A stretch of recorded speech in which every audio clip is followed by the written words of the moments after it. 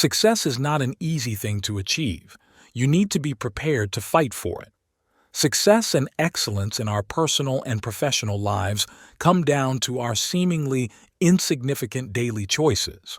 Some decisions are pleasant, some are more akin to chores. The achievements we gain and the sacrifices we make along the way comprise our life journey. If done correctly, they become powerful stepping stones on our road to success. Life is not a bed of roses for anyone. Often, to enjoy roses, we may need to go out to get them or have someone fetch them for us. Either way, we are still doing something to get the roses. Likewise, we need to do something to be successful in life. We need to stretch our hands to receive the help we need. We also have to give up some of our desires to pursue others. Essentially, we must chop wood and carry water to get anywhere. By doing this, we discover new things, give up some, submit to people, and learn from others, ourselves, and life. We all love the awe and aura of greatness so much that we look forward to being great one day. We want it more than anything, but there is something else we must love to achieve greatness: the process. The process of greatness begins with the dream to be remarkable.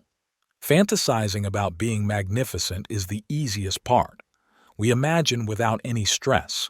Sitting down and imagining yourself in a mansion is sweet, but taking the steps necessary to build it is not as sweet.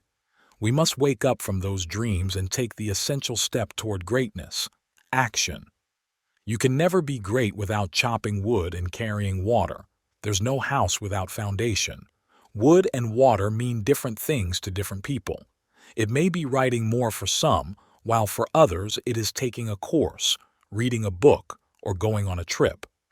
In this summary, you will discover general principles explaining how to become friends with the process of achieving greatness and how to take action toward glory in life. Use tedious activities as learning material. See the process of carrying water and chopping wood as an opportunity to grow. It is the period when you become the judge of your success and learning process. Do not see the period as a test or competition. Doing that hampers your potential. Instead of seeing a situation as a test, consider it as a learning experience. Disregarding mundane things and seeing them as distractions on your journey is easy.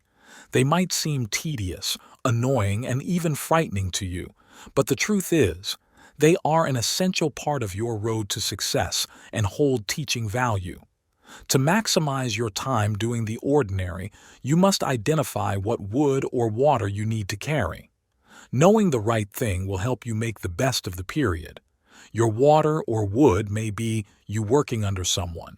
If so, do it with joy and diligence and learn as much as possible. It might be working in a field where you need more experience. This could expand your horizons and available resources. Though it might seem scary and confusing, it'll bring you much new and valuable knowledge. Wood and water can also be teamwork. It might be challenging if you're not used to working with many people and making decisions together, but it could teach important lessons about finding common ground with someone and making compromises. Joshua Medcalf said, "The only thing that is truly significant about today or any other day is who you become in the process." The process may not be smooth or the best pathway you may encounter, but all that will not matter. What will matter in the long haul is what you use this road for, how it influenced you, and what became of you in the aftermath. Your journey is about the lessons you learned along the way, with all victories and downfalls. Many successful people you hear about today learned their most valuable lessons during their wood and water season. Great people have a working value system. As a successful person, you may desire to excel in every field. You may want to be a renowned writer, a skilled carpenter, a great mechanic, or a good estate manager. While these ambitions are not wrong, failure to meet the standards you set for them may adversely affect you. To prevent this, do not bite off more than you can chew. Be objective in your ambitions. Asking too much of yourself will lead to disappointment. You can also take them one at a time. If you have more than one interest, you'll need a value system. A value system will remind you how strong you are regardless of how often you fail. See yourself as a human being with a knack for excellence. Far too often we attach our value to the accolades we win and the successes we achieve in business and life. This attachment makes us downcast when things are not going as we want. So, you must detach yourself from what you do and recognize that your value does not change, irrespective of the results. Tying your value to performance is courting disaster. No person always produces perfection, but getting it wrong is only a testament to humanity. Your identity comes from the value system that you embrace. If your principles see you as human, you stand a better chance of excelling at what you do. Your decision-making skills will improve when your value system is sound. To illustrate, if you realize that your company has produced an inferior product that may harm people, you have to decide whether to withdraw the product or focus on making a profit, irrespective of the damage the product may cause. Your value system determines your choice, and result-oriented ethics prioritize profit over safety. In contrast, principles detached from results will make a better judgment of putting the safety of lives before money. Your identity should not depend on anybody's expectations of you. It must reflect your personal choices and decisions. Achievers are people with persistence and focus. Mastery is their main attribute.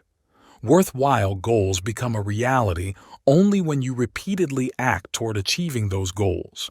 Therefore, you must strike the same spot again and again to drive the nail into the wood or wall, like hitting a nail with a hammer. Successful individuals do not get distracted and do not quit. They continue to move toward the goals they seek to achieve. Great people are diligent and focused. They know what they want, are fixated on it, and pursue it persistently. As a person aiming for great success, you should imbibe these attributes to help you get where you want and give you a sense of fulfillment. The scorecard society judges us by is tragically flawed, and pursuing it will leave you completely unfulfilled. Joshua Medcalf. When you know what you want, you have a standard of scoring yourself. No competition, no external pressure, just you and your goals. And if you get behind on your goals, you can monitor your progress and work more to get where you need to be. Being true to yourself makes persistence and focus work for you. Mastery is the result of carrying small bowls of water from time to time. It is the result of chopping small logs of wood over time. You master something through deliberate actions. They don't have to be extraordinary, but they need to be consistent. You should turn them into habits and increase their number as time passes. Like everything else, you can learn mastery. All that is needed is to follow the principles that teach it. Mastery does not happen overnight. It takes a lot of effort, skills, and persistent hard work. To excel and be a master at anything, you must not rely only on talent but also on adding some hard work and giving it your all. When talent is unrefined, hard work will overtake it every time. Harness all your powers and skills to provide you with mastery, and allow your hunger for it to reflect how you live your life, make your choices, and how much energy you put into your work and the time you put into it. Then, let everything you do impact the result. Remember to be patient with yourself when you start to take steps toward mastery. Remember the old saying, Rome was not built in a day. Just ensure you watch yourself and see that you are moving forward in the right direction. Discouragement keeps many people from achieving great goals. As a human being with goals, one of the most significant obstacles you'll discover on your road to success is discouragement, which may come from internal or external sources. Beware of imposter syndrome when your confidence level does not match your competence. Sometimes discouragement may come from giving your best but not getting the desired results. Adopt a strategy for overcoming discouragement using these suggestions to energize your mind and crush depressing thoughts. What you watch, what you read, what you listen to, who you surround yourself with. how you talk to yourself, what you visualize. Evaluation is a great way to keep track of progress. When you evaluate your work, you can see your progress even if you've not yet reached your destination. It's also great to break down your goals into smaller ones. This way, the evaluation will be more straightforward because your aims will be more transparent. Your tasks will also feel less overwhelming and more achievable. A well-structured plan is essential to your journey to becoming great. Your actions, not your location, determine the results you get. In evaluating yourself, 1. Be careful not to make any room for comparison. 2. Let the evaluation be between you and your goals. 3. Record every progress and appreciate yourself. 4. Track all regressions and address them as growth areas. 5. Draft your worth statement and your growth mindset. A worth statement describes who you are, irrespective of what happens to you. A growth mindset is a learning mentality that allows you to see your experiences as learning curves instead of descriptions of your worth. Here is a sample of what they should look like. Worth statement. My value is who I am. It is fixed. Growth mindset. All the experiences that happen to me are learning opportunities. By evaluating yourself, you challenge yourself to do more, increasing your chances of success. Failure is intrinsic to the journey to success. The key is to keep going despite it. The most successful people today were far from successful when they started. They failed repeatedly, but they all did something. They tried again. Here are some heroes who experienced downfalls but pursued until failure detached. Albert Einstein failed in school and started speaking when he turned 5. Ben Carson's teachers didn't consider him bright and isolated him from the rest of the students. Little did they know that he'd become a world-famous neurosurgeon. A TV producer described Oprah Winfrey as not fit for television. Walt Disney lacked success working for a newspaper, and his editors suggested that his ideas were bland. Before inventing the light bulb, Thomas Edison had to put up with his teacher's comments about his alleged stupidity. Steven Spielberg is a college dropout that became a world-famous director. Humans learn from a young age to be scared of failure. Perfection is something we constantly strive for. Mistakes and defeats take away the ideal situations we so desperately want. The successful people listed above prove that no journey is smooth. It's in human nature to make missteps and go through unpleasant experiences. What we have to remember is that failures don't define us. On the contrary, they teach us and make us stronger. It's also important to remember that it's natural to feel disappointed if you fail. Just don't let it linger for too long. To do this, keep trying, and you'll feel better. There are no good times without bad times. These people achieved success because they never gave up. They continued to learn from each failure until they had their breakthrough. But even as successful people, their learning did not stop. They have an uncanny desire to do better than their previous best. They bless the world with their talent, training, passion, and doggedness. Anyone seeking sustainable success today must toe the same line as these greats. Did you know? Apple gave the boot to Steve Jobs when he was 30. He got fired from the company of his creation. Apple returned to him 10 years later, asking to save the company. Conclusion. So many people are busy and neglect things that will make their lives significant. Everyone on Earth gets the same 86,400 seconds per day, and people do various things with this time. You can do 3 things with your time: waste, spend, or invest.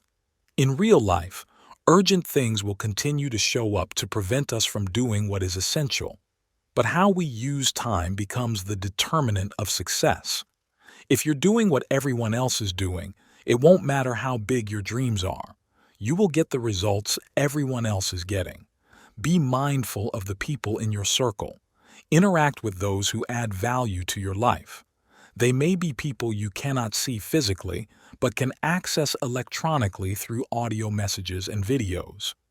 You can also read books about the great men and women you seek to imitate. Getting rid of your current circle does not mean you have to be mean. You can be polite to them but spend less time than you used to spend around them. Remember to set great goals, develop mastery, and overcome discouragement and failures. Focus on persistence and focus, and evaluate yourself periodically to inspire your generation and many generations. Try this. Track your time. Keep a journal that records how you spend your time daily and weekly for about a month. It will reveal whether or not you're doing things that move you toward greatness. It is often not about the goals we set, but how we invest the time we have. Are you spending time on things that drive greatness in your life?